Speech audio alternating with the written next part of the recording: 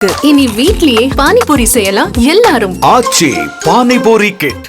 சென்னை பசுமை வழிச்சாலையில் உள்ள எதிர்க்கட்சித் தலைவர் எடப்பாடி பழனிசாமியின் அரசு இல்லத்தில் இன்று இரவு அதிமுக சட்டமன்ற உறுப்பினர்களுக்கு விருந்து ஏற்பாடு செய்யப்பட்டிருக்கிறது.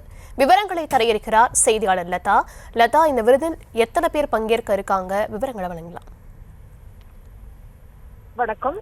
அதிமுக சட்டமன்ற அந்த கட்சியினுடைய பொதுச் செயலாளரும் எதிர்கட்சி தலைவருமான எடப்பாடி பழனிசாமி பசுமை வழி சாலையில் இருக்கக்கூடிய இல்லத்துல விருந்தளிக்க இருக்கிறாரு. அந்த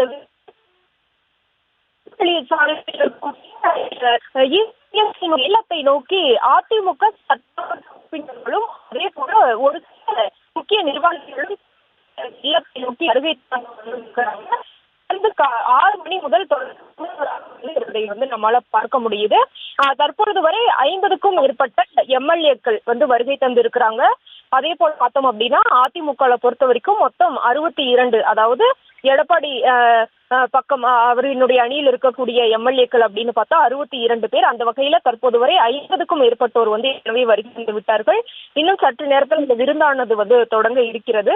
அதற்கேற்ற வகையில் ஏற்கனவே ஏற்பாடுகள் எல்லாம் செய்யப்பட்டிருந்தது. முன்னதாகவே முக்கிய நிர்வாகிகள் அதே போல சட்டமன்ற உறுப்பினர்களுக்கு எடப்பாடி பழனிசாமி தரப்பிலிருந்து அழைப்பானது கொடுக்கப்பட்டிருந்தது விருந்தில் பங்கேற்பதற்காக. அதே போல என்னென்ன பிடித்தமான உணவுகள் தயார் செய்வது என்றும் கூட அவர்களிடம் கேட்கப்பட்டு அசைவ விருந்து பிரியர்களுக்கு அதற்கேற்ற வகையில் சிக்கன், மட்டன், மீன் வறுவல் உள்ளிட்டவை எல்லாம் இடம்பெற்றிருக்கிறது அந்த உணவு பட்டியல்ல. அதே போல சைவ சாப்பிடக்கூடியவர்களுக்கும் கூட இட்லி, தோசை, இடியாப்பம் என அந்த ஏற்பாடுகள் என்பது செய்யப்பட்டிருக்கு. இப்படி விருந்தானது நடைபெறக்கூடிய சூழல்ல பசுமை வழி சாலையில் இருக்கக்கூடிய எடப்பாடி சட்டமன்ற உறுப்பினர்கள் தொடர்ந்து வருகை தந்த வண்ணம் இருக்காங்க. அதே போல முக்கிய நிர்வாகிகளும் கூட தொடர்ந்து வருகை தந்த வண்ணம் இருக்கிறாங்க.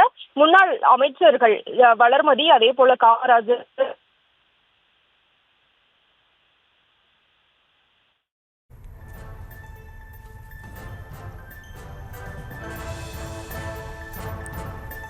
விவரங்களுக்கு நன்றி லதா.